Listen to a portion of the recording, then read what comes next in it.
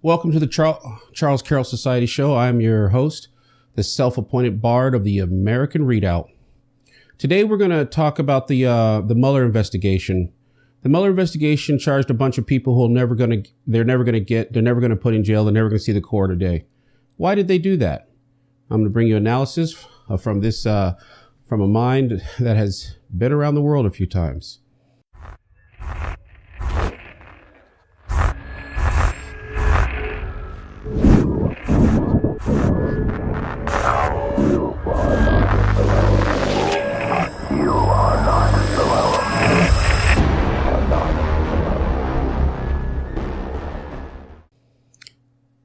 The FBI recently charged the Russians. And by the way, if you guys want to forward this straight into the White House, he needs to see this because he's about to get taken for a ride. I've watched a lot of coverage of the Mueller investigation and the charges against Russia, and I don't think I've heard anyone understand what these guys are doing. And I don't understand why it takes somebody like me with a little microphone and a camera to tell people what's going on. Make sure all my gear is working here. So Mueller charged a bunch of Russian people, I think several people, and 3 companies with interfering with our election cycle. First of all, that's total hogwash. I mean, maybe they did. They always are trying. I assume the Russians are everyone is trying to interfere with the American political process. There were Palestinians, help desks that were in Palestine calling for Barack Obama. I mean, everybody, there's ways to do it legally and there's ways to do it illegally. The Russians figured out a kind of a shady way to do it, but everybody's doing it. Hillary Clinton, when she was Secretary of State, interfered in the Russian election. Barack Obama used taxpayer money to fund groups that supported Benjamin Netanyahu's opponent and tried to get him unelected. And of course, we assisted in the overthrow of Libya and Tunisia and Syria and Egypt. I mean, we just wrecked these countries. So now we're like shocked. I never hear anybody put that 2 and 2 together.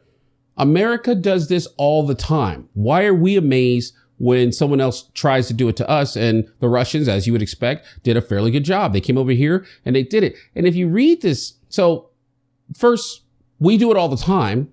We assume that everyone else is doing it to us. What's the story here? There isn't one. My opinion, so then why did they do this, right? My opinion is that the FBI guys, the FBI and the special counsels and the Department of Justice and the special counsel, because they report to the Department of Justice, as far as I know, wanted to show something's getting done because there's heat.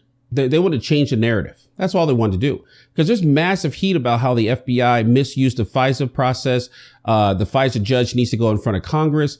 The congressman up there, Nunes and others are doing a yeoman's job, a great job of actually working and getting things done. And this is good. And so people are having a really good job getting stuff done. Then the Department of Justice comes out with this thing and it changes the entire narrative.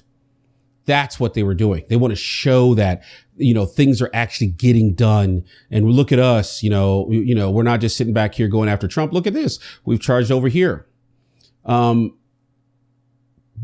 they wanted to do something where everybody could agree. Because in truth, I mean, if you read that document, which I have, the Russians were paying off everybody. They started this in 2014, long before President Trump even became a nominee. They were trying to set this whole operation up. They didn't know Trump was in the process. And then they said that after President Trump was elected, they were sponsoring pro-Trump rallies and anti-Trump rallies. They always skip over the concept, but they were supporting Black Lives Matter. So everybody on the internet, all this Black Lives Matter, alt-right nonsense that we got going on, which, I mean, there's some serious stuff out there, but you got to wonder how much of this are we just literally playing into our enemy's hands.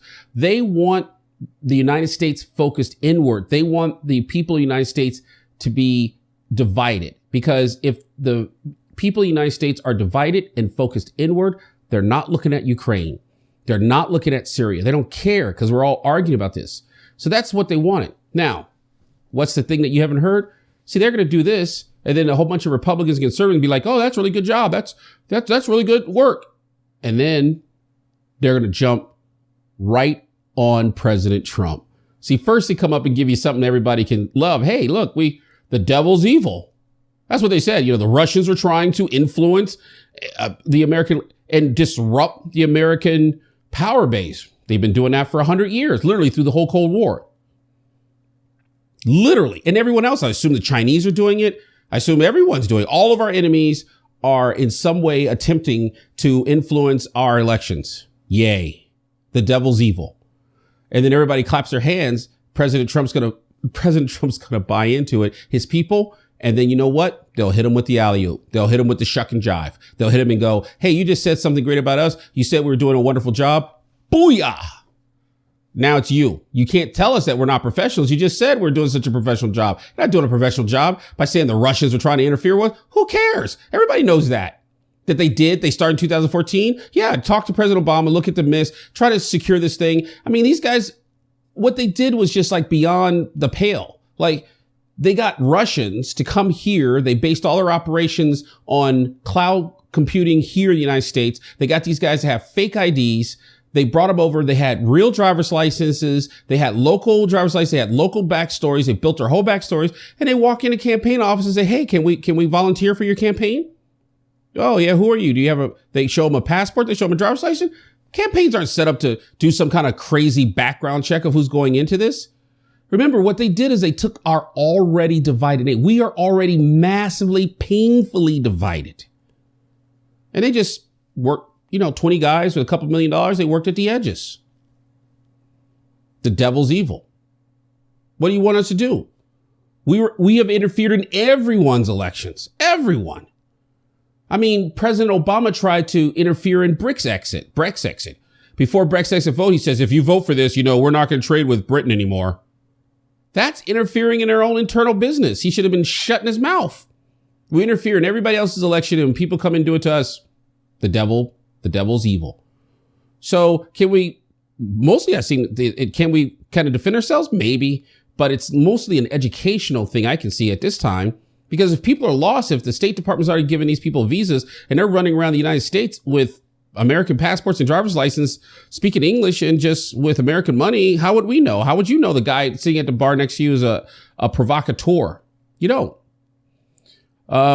But one of the things I've also haven't seen a lot of people talk about is I was waiting for MSNBC and all the left-leaning wing. I read, Rachel Maddow and a couple of other shows and watched their cutting edge. And I was waiting for them to admit that this investigation, this charge that Mueller looked good it could have been a lot worse for President Trump. I was waiting for them to say that.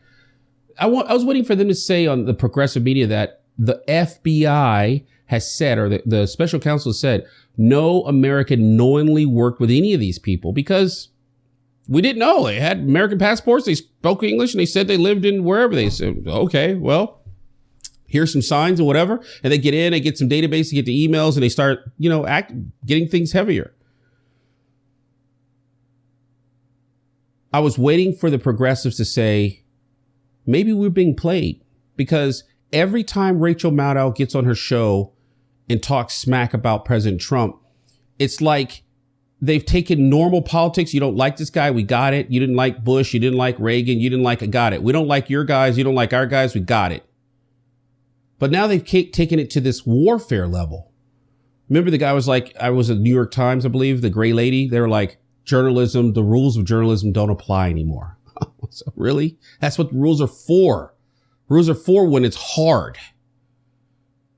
And every progressive who writes is now doing the work of the Russians.